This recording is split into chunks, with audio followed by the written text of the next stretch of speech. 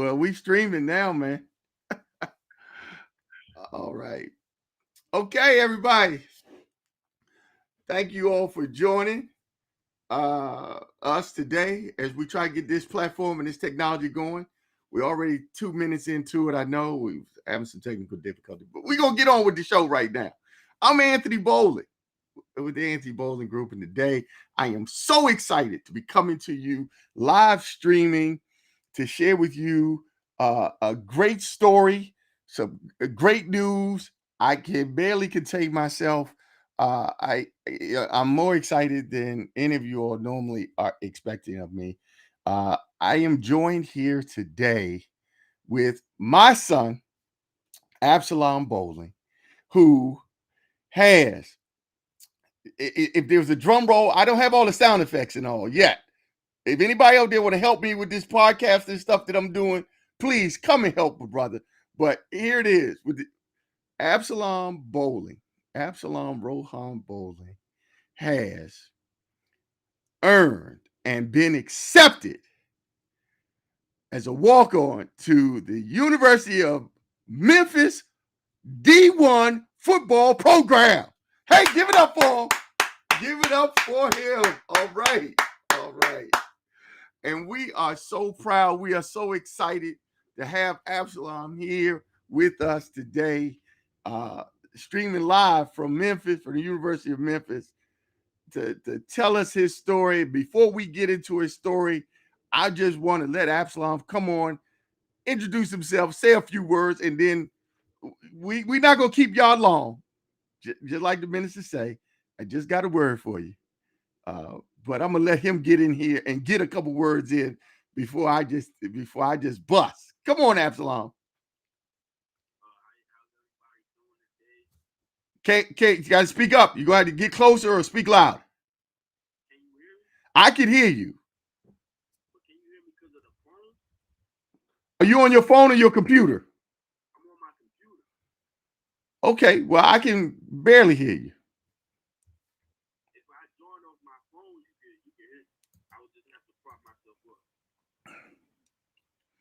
Well, I don't know what you got to do, but I can barely hear you. Let me join off my phone.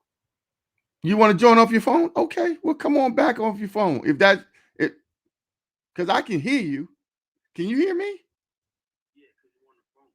I'm not on the phone. I hung up. Hold on. Oh, I got you. Maybe I need to hang up the phone. That's right. That's right. I was on the phone with you at first. Hold on. I hung up. Now I just hung up the phone. Now what? Oh, now I can't hear you at all.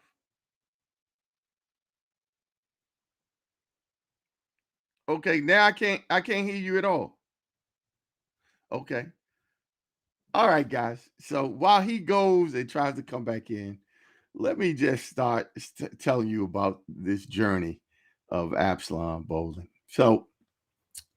Uh, so he starts off as a highly competitive swimmer. In fact, we weren't. Oh, he's back. He's back. He's back. Yeah, can you hear me? Oh, now I'm hearing you. Great, man. Yeah, yeah. Yeah, that's loud and clear. It's Okay. still moving a little slow, but I can hear you. Come on. Come on, Absalom. Talk to him. How's everybody doing? Um, just trying to make sure everything. That's right. Bring it down just a little bit more, a little bit. Bring it down a little bit more, a little bit more. Now that is a great shot right there, brother. Got your Okay. KA side, got your K side gear on. Don't shy from it. Don't shy from it. I'm Absalom Bolling, sophomore at University of Memphis. Joy just got added to the University of Memphis football team. A member of Kappa Alpha Psi, the Kappa Beta chapter of Kappa Alpha Psi. Fall 21 initiate. Yo, baby, yo. Uh, Yo, baby, yo. really excited to be here today with my father, just to talk about my journey and how far I've come and how people have helped me along the way. So I'm happy to be here today for sure. Fantastic, Absalom. We love you so much. We're so proud of you. And you know what? I think your story serves to inspire so many people, and so many people out here whose children are saying, "I want to play D1 ball," and they might be at programs that they weren't recruited and so forth. So I want to set this up for the audience. I was about to tell the audience a moment ago. Hold on, looks like there's some people out here. Oh my goodness, we got people out here chatting with us, man. I see. I'm tripping, man. I know this technology is like got me going crazy. I'm seeing people out here in the chat world who are coming on. I wonder if I hit overlay, and then the new chats might come in. And people can see the people that's coming in. But anyway, so I was setting it up, the background. I was telling the audience that we didn't want you to get to football. That even that we had you involved in swimming since you were 6 years old.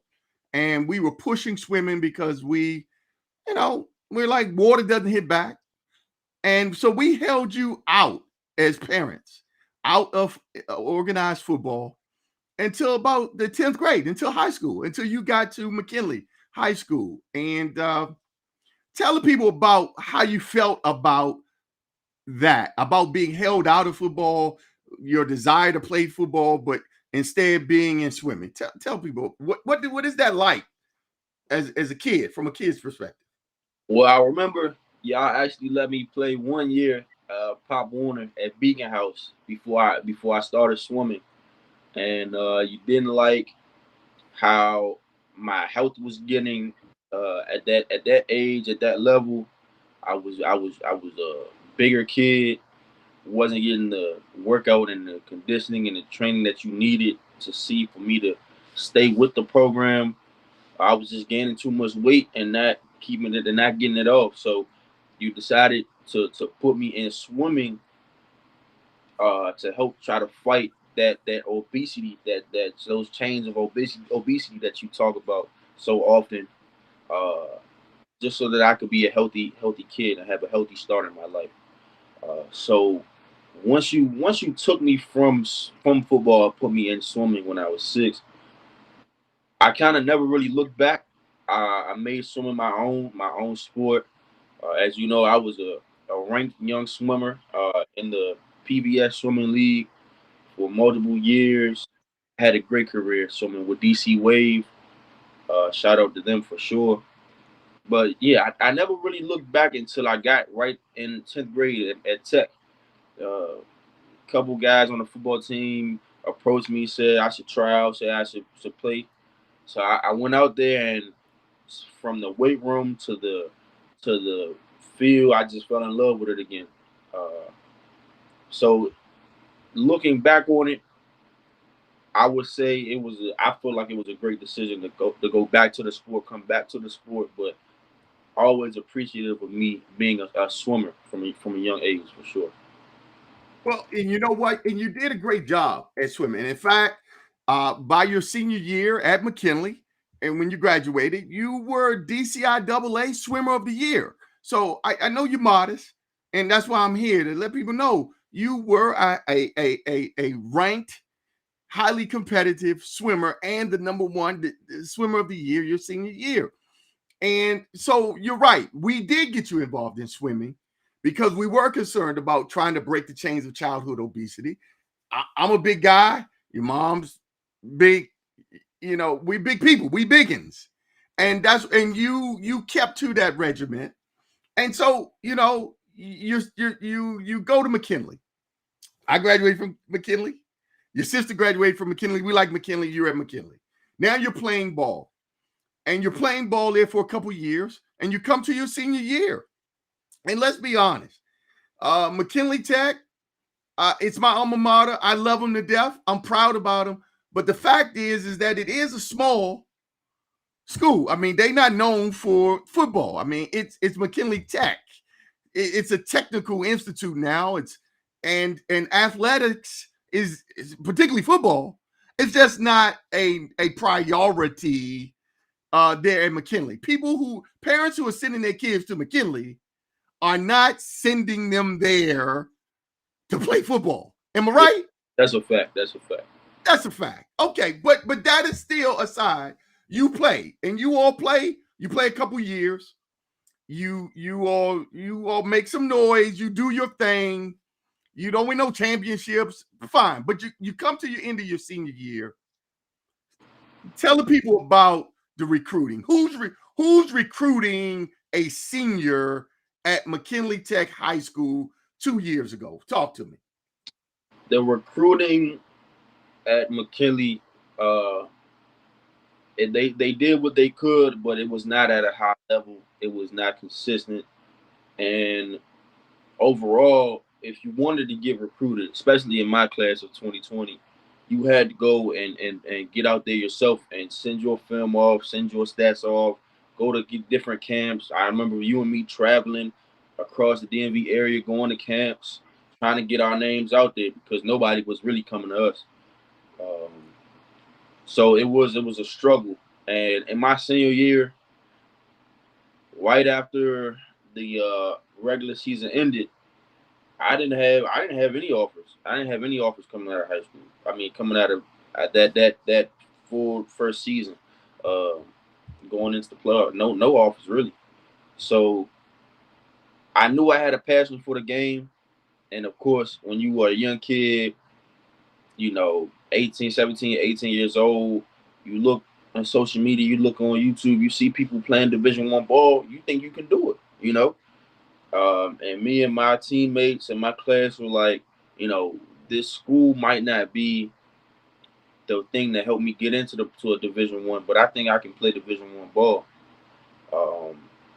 And really that feeling of I can compete with these guys, it really showed, it really came out of me at the Senior Bowl at the end of the season. If you remember that Senior Bowl game where they brought everybody from all the different schools in the city to play in one last game, I mean, I went off.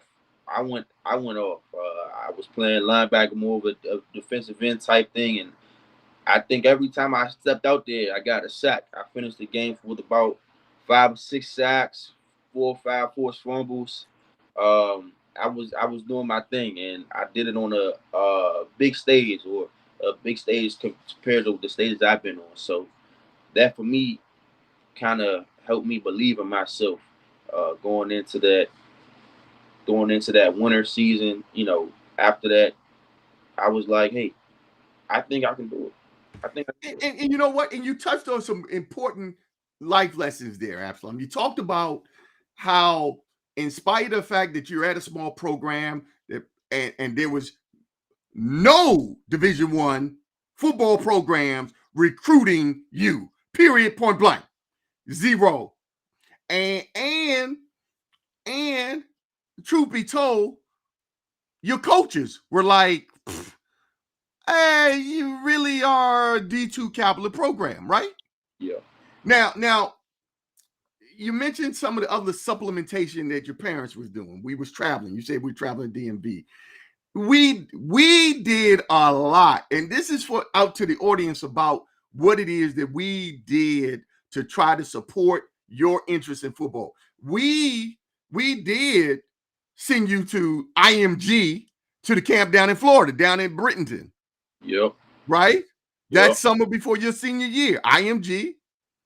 We did secure not one, not two, but I don't know, it might have been 4 different trainers you was working with up here in the area. Mm-hmm.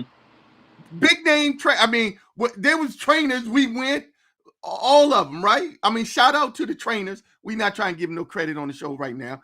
That's for another episode when they become sponsors. But what we're saying is that there was trainers out there that you was training because you was committed to it, right? Yep. You come to your senior year, like you said, in your Senior Bowl, the last game of the year, your Senior Bowl, you balled out, dude. I'm gonna tell you, your mother and I were sitting in the stands, and we were those parents who were like, hey man, who is that dude making tackles? And your mother and I was like, yeah, that's our boy.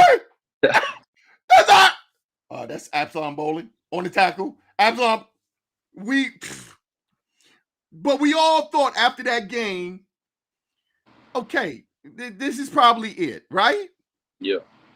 But you, in your heart, you said you want to play D1 ball. Now, the truth be told, let's get it on out there. Let's be for real, for real.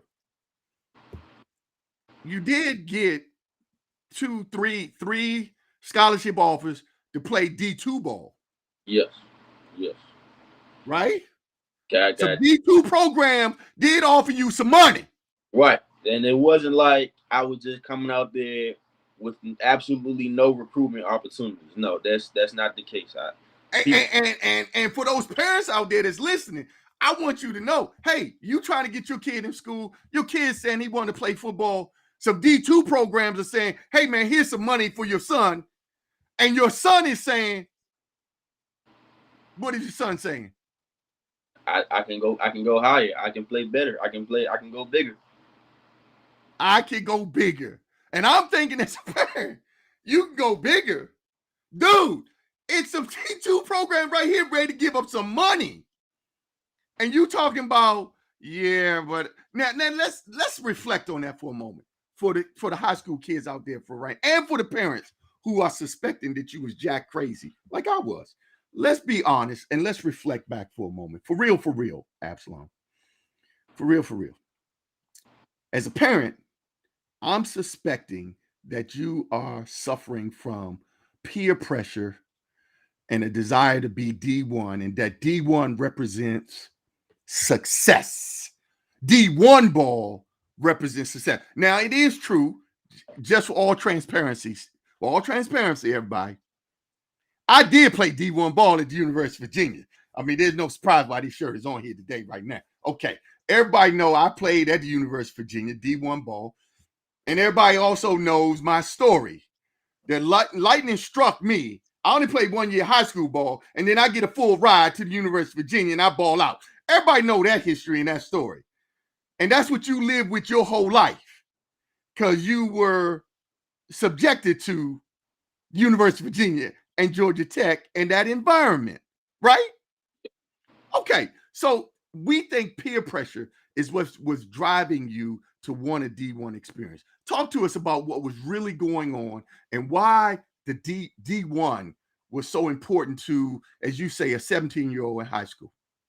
Well, I wouldn't say so much it was peer pressure to go D1 as much as it was you that actually influenced me and your story. So growing up hearing about how you played D1 ball, when I was a young guy, you saying you played at Virginia, it held weight, but it didn't hold as much weight as when you told me you came out, played 1 year of football, high school football, at my school and got a full ride. And here I am, 17, same situation. I mean, played a little bit longer than you in high school, but almost same situation. And I got a couple D2s, but not a full ride. So it made me feel like, hey, maybe I don't get a scholarship playing D1 ball right now, right? But it's in me, I came from you. You had something special about yourself that made them coaches snap you up. Coach pulled up, recruiter came in your house with Granny and was like, "Hey, we'll take him full ride." So I just felt like, hey, I got it in me, and I just need to get there to that school and try out, and they'll see that I got it. There you go. So you got to have a belief in yourself, even though people around you might be throwing some shade. Yeah. And there was some people throwing some shade when you were saying you want to play D1. Talk to us. Definitely shade was thrown, not just to me, but to every football athlete in my class of 2020 at McKinley Tech.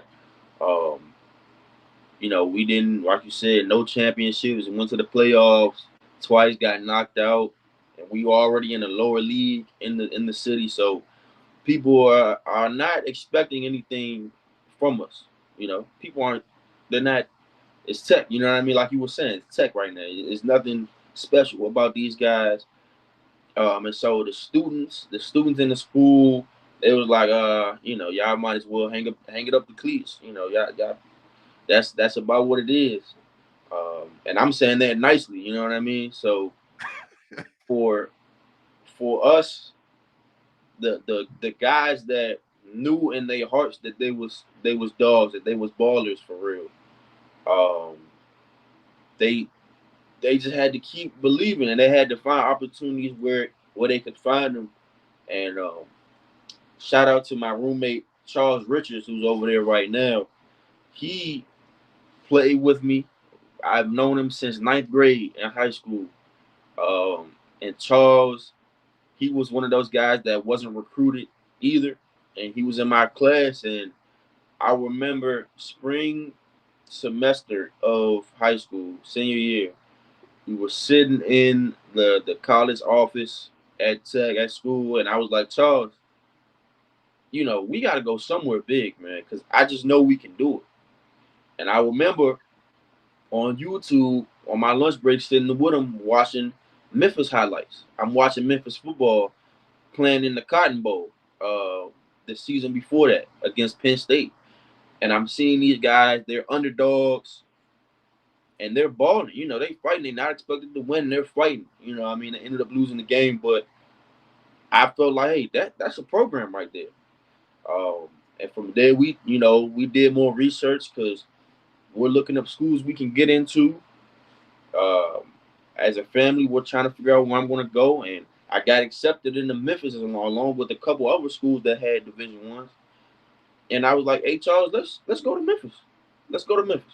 Let's Hey, see what." dude, let's not downplay that, because we know there's some people out here who are not big on sports and athletics. They're all about academics, and we want them to know you didn't just get accepted to a couple schools because you are going to McKinley. You got accepted to 12 schools. 12 schools accepted you academically. Academically. Exactly, including Kentucky. Kentucky, and Kentucky. And so Coastal Carolina and all these schools, some other big name schools, they accept you academically, but you decide Memphis. Okay, fine. So now and I'm glad you brought in about your roommate Charles. We might as well just go ahead and plug him right now too. Charles Richards. He's also on the squad. He just got added this week. That's right. So let's jump into that story. So you and Charles, not recruited by nobody, not recruited by any coaches at the University of Memphis, right. Not been tracked since you was 8 years old by the coaches at the University of Memphis. Don't nobody know you at the University of Memphis. Nobody. And you say, well, I'm going to the University of Memphis and I'm going to play ball. Yeah. I'm going to play D1 ball at the University of Memphis. Yeah. You and Charles. Yeah.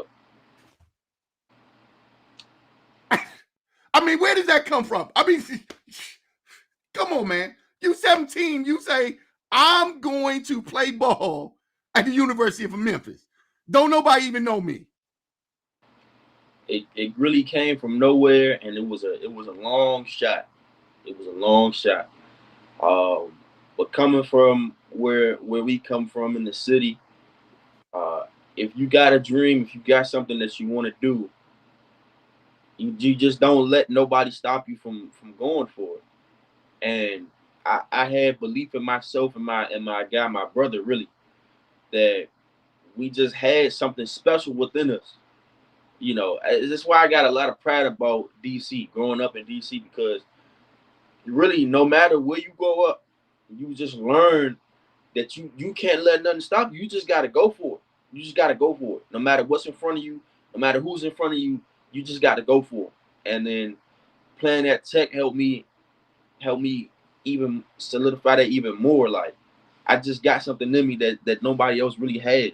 So I felt like, hey, if anybody can do something crazy, like walk onto a Division I program where I have no connections, Nobody, no real family down here, no nothing. Just me and my guy. We can do it. We're gonna be the guys to do it. Now let me ask you this: are you saying you and your GUY, or you saying you and your GOD? Me and my man, God has blessed me so tremendously. And He's just kept me in His hands, me and my friend, like my whole life. I will definitely say that God has been with me my whole life, and He's been blessing me my whole life. And that's probably the biggest reason why I have faith in Him and myself and my life and my plans for my future, because I just know He's with me every step of the way. Um, I've been praying every night for the past couple years, um, talking to the Lord, helping Him guide me, asking Him to help me, to guide me through everything that I go through. Um, and that's why I just feel like I'm gonna be all right.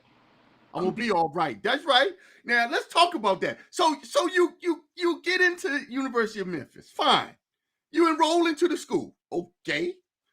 You go down your first year.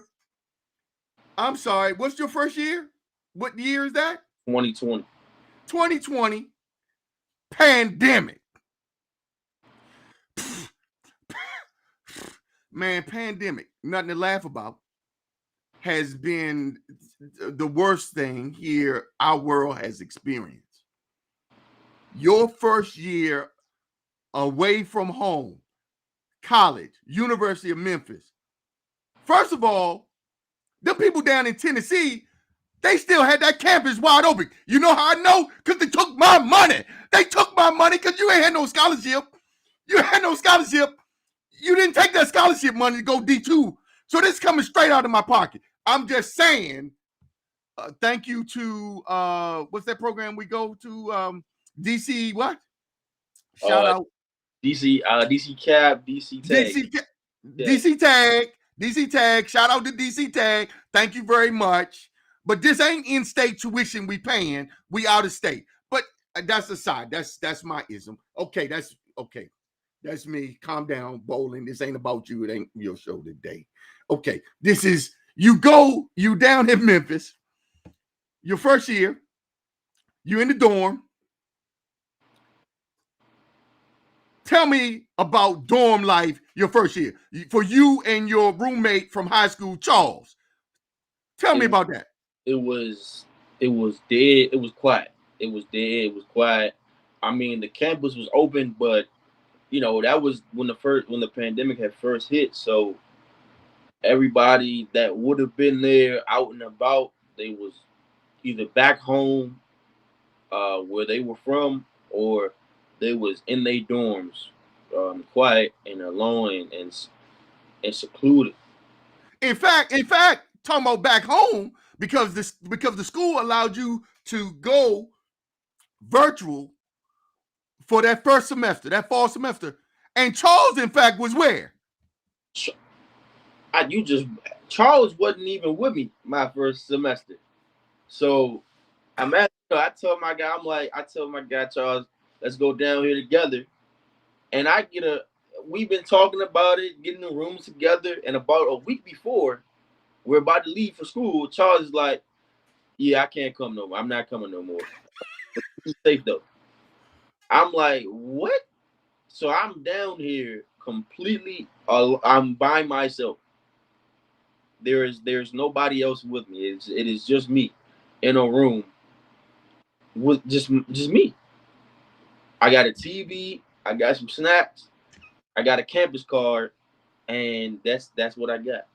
So that first semester, that was a trying time for me. That was certainly, and it was we had all virtual classes.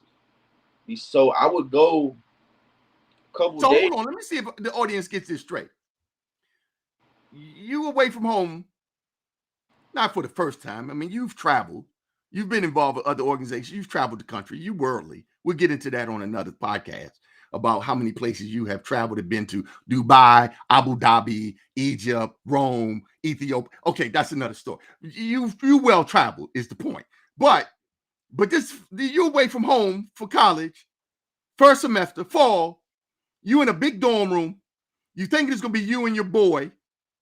Turns out it's you by yourself for the first semester of college, taking all your classes virtually. He taking them virtually at home in DC in his living room, in his bedroom. You taking them virtually on campus. 13 hours away from home. I mean, this is not the first semester one is envisioning talking about going away to college. Not at all. How'd you get through that? What is that like? I mean, talk to us. I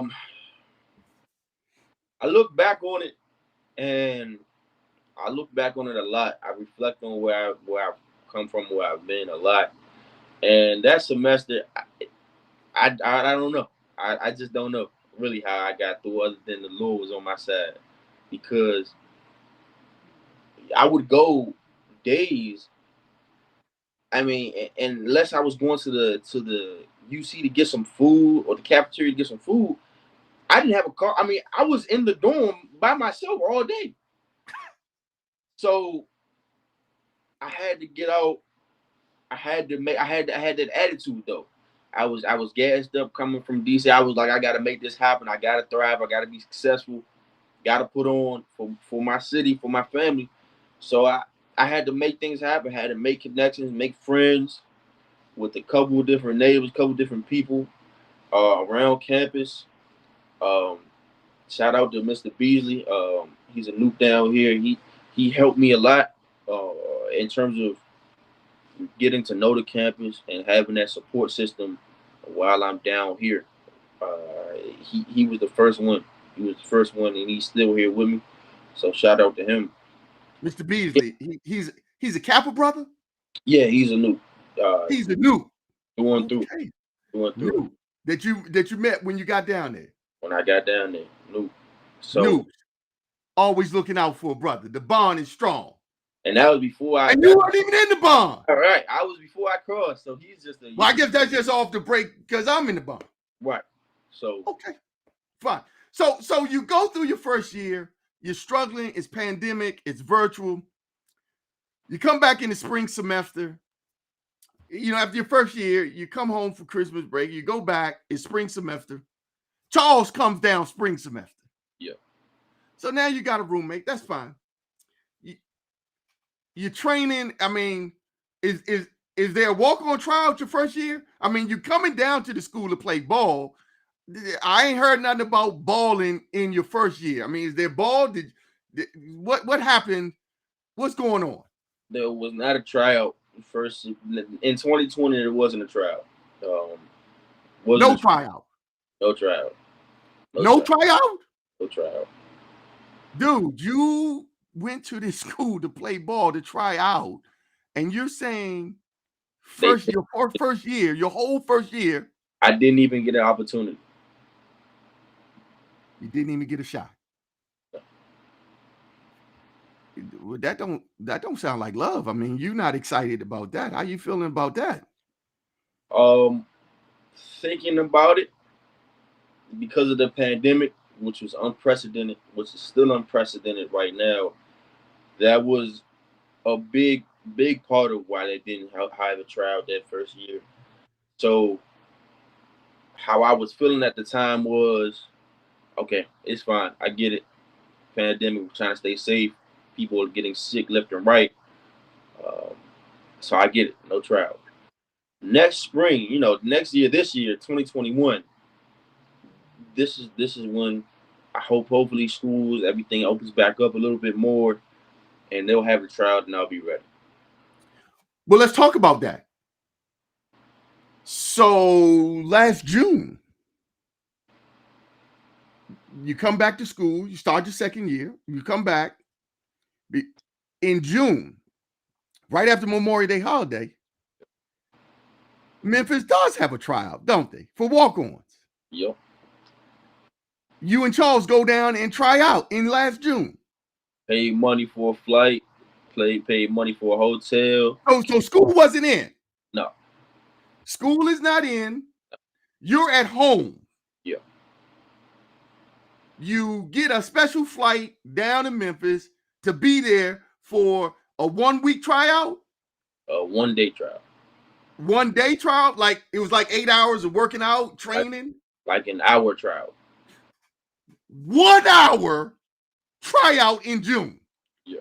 You and Charles fly down to Memphis to take your one shot with a 1 hour tryout. Yeah. What happened? Went in there. I was juiced up. I was like, this is my time. This is me and my guys. It's time to shine, to get on this squad. Things is looking up. I go in there, give it my best for an hour. And after the trial, the coaches line us up. They tell us, hey, if you made it, you're going to get a call in about 30 minutes. If you don't, here's a T-shirt. And thank you for coming. And I did not get that call 30 minutes later. So I got the T-shirt. I got a T-shirt. Still got that T-shirt. But I didn't get a call. I was not added, wasn't considered. Didn't make the team. Didn't make the team. In fact, on your way out from that tryout, you had the opportunity to speak with one of, I don't know, the coaches or recruiter, somebody associated with the program. Somebody he looked somewhat official. Yeah. And you had the opportunity to speak to him about your performance and your probable success of getting that 30-minute call. What were you told? I was told by that coach that I was not in Memphis football shape. That's not in Memphis football shape. Verbatim. I'm not in Memphis football shape. Right. Okay. Well, now, I mean, again, that don't sound like love. Wasn't love at all. Okay. So now you get your 1 hour shot. You're waiting on a 30-minute call, and the guy's telling you on your way out the door, yeah, you not in Memphis shape. Memphis football shape. You might be good enough to play somewhere else. Jackson State, maybe, but not Memphis. Right. What do you do after that, Lum? I mean, that seems a little hard. That seems a bit devastating. I mean, how are you affected by that? I remember going back to the hotel after that, and I was just quiet. I was frustrated. I was angry. Because talk to you about it's about that feeling of anger. I was angry because I felt like I had been swindled. I had been mistreated. I hadn't been given a fair shot. Before that, I talked to that coach. I talked to a coach on the field after the trial, and I was like, Coach, how many people are you thinking about taking? Mind you, we went in there for the trial. I'm thinking we're going to get skills work. We're going to get to showcase our abilities. Not one football was on the field. So I asked the coach, how many people, what positions are you taking? He's like, dude, we're taking maybe 2 people from this whole trial. How many people was in the trial? Like 30, 40. 40 people try out for this 1 hour, and they taking 2 people. Said we're taking 2. And so I felt like I wasn't given a shot for real. And, that was upsetting to me. It really did kind of break me down, and I had to really think about what I wanted, what I was going to do. Hey, hold on a second. This your mama, man. Hey, baby, I'm on live with Absalom Bolling. What's going on? Are you all right?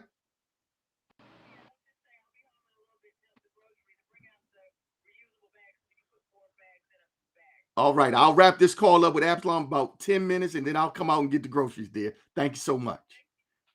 All right, bye. You know how your mama gets about these grocery boys, so we got to wrap this up.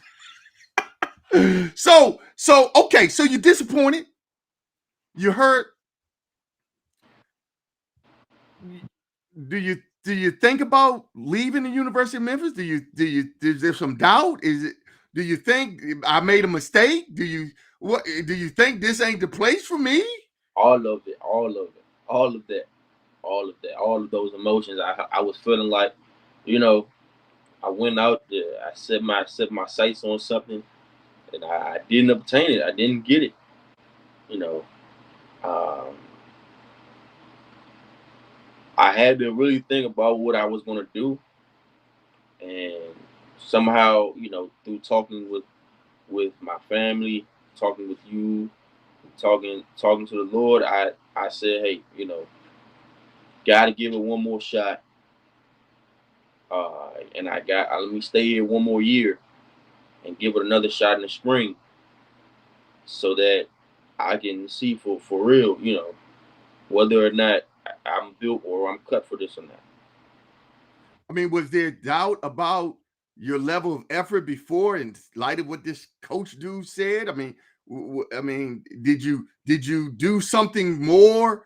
Did you get with some other resource? I mean, what more? You always hear these things about if you do what you've been doing, but expecting a different result. That's definition of insanity, or some way it goes like that. But the point is, what do you do different So when you don't get what you want? I started looking up trainers in the Memphis area uh, before I went back to school for sophomore year, and I saw this guy, and the coaches at Memphis had recommended this guy as well. Name is Raheem Shabazz, Shabazz Fitness, and I had actually talked to him the year before, briefly with you, to discuss training because I had heard of him. He had been around. He's known in the city, but I just didn't have the transportation needs. Didn't have a car my first year to get out there where he was and train with him every day, and then come back to campus. I got my car sophomore year, Oh, you and got a car. got a car Your parents send you back to school your second year with a car. with a car, and went out to Shabazz.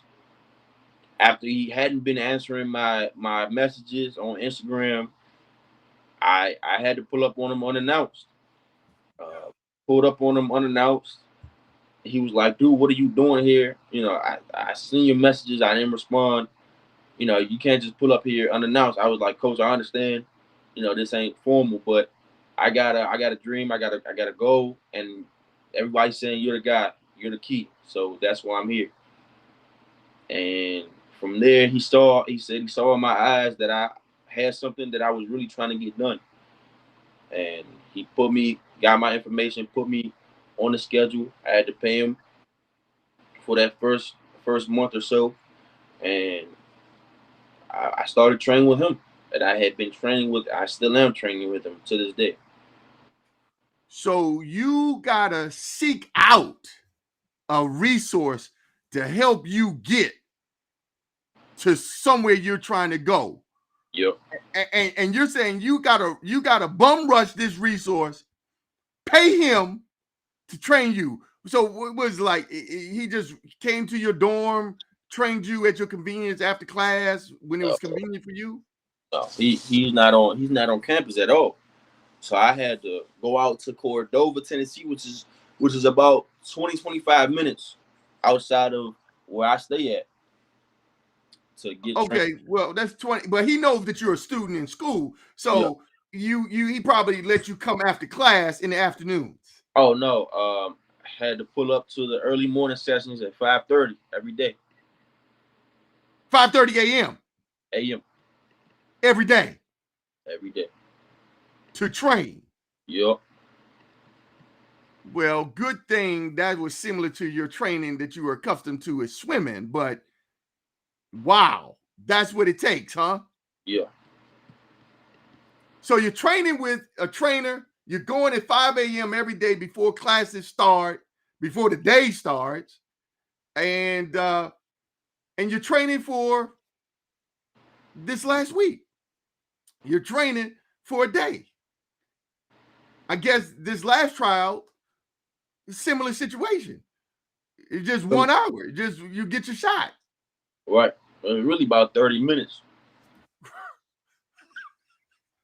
30 minutes. Yeah, Because I guess it don't take them long to evaluate talent.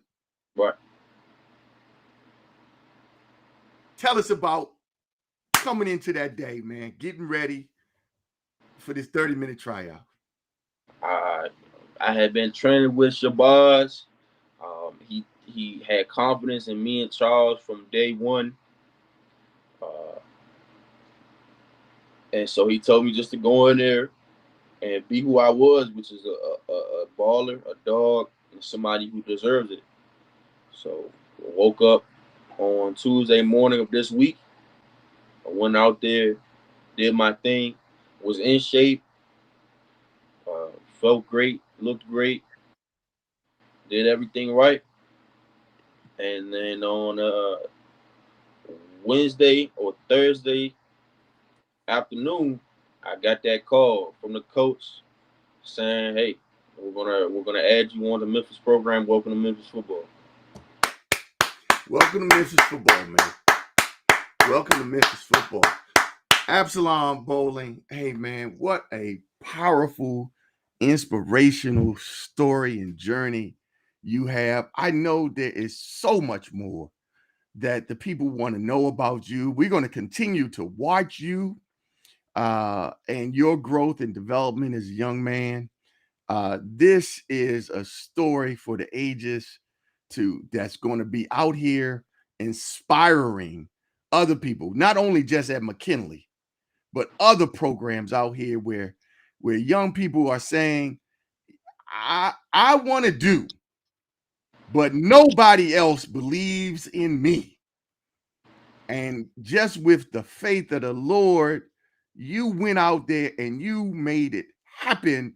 You and the Lord, because I think you had this. I think you said something maybe like, whatever God has for you, What it's God what God has for you is for you, and it might be a journey to get there. It might not happen when you expect it to happen, but if it's for you, you will find a way to get there.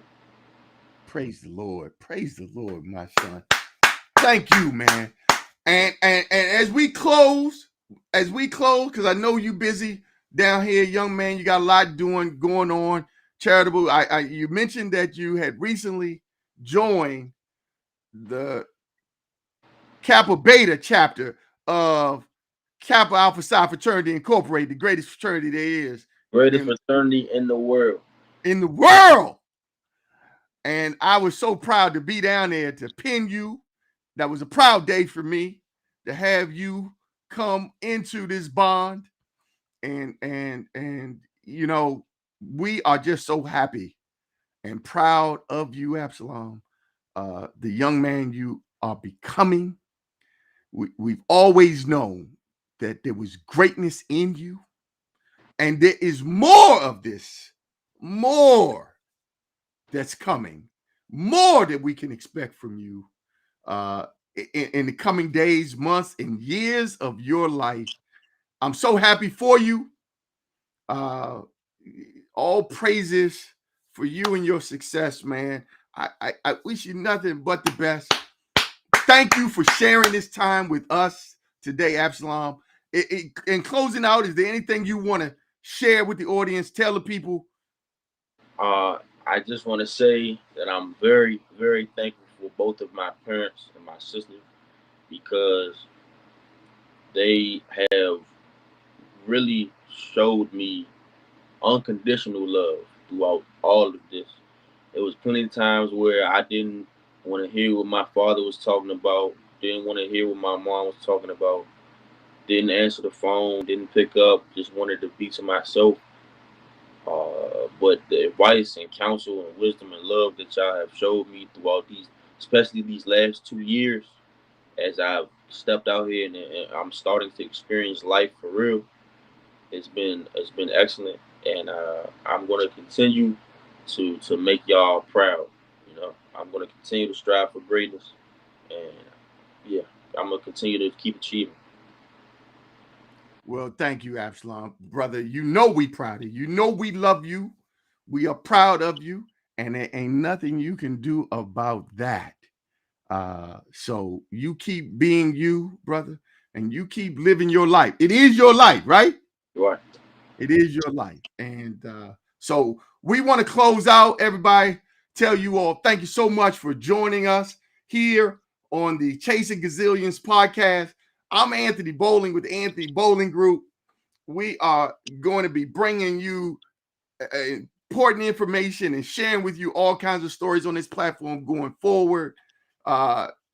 We were excited to bring to you today this great news about a young man who had a burning desire to do something that didn't seem possible, didn't seem probable, didn't seem likely, and in spite of that, knew in his heart that he had what it takes to be a D1 Division I football player, and he pursued that, and now he is. And what does he get for that, Johnny? Now he gets the chance to get D1 punched in the face. But hey, man, we happy for him. We're excited for him. And hey, man, thank you all for joining us. We're just happy. And so, as you heard a moment ago, yeah, I got to go get the groceries now. This 30 years of marriage now, I know what it is I got to do that's important. And who's important, Long? People. People are important. And your mama is a people, right? Yeah. So we're going to go. Hey, man, you have a great day. Thanks again for joining us. Yo. Yo. All the best. Take care. All right.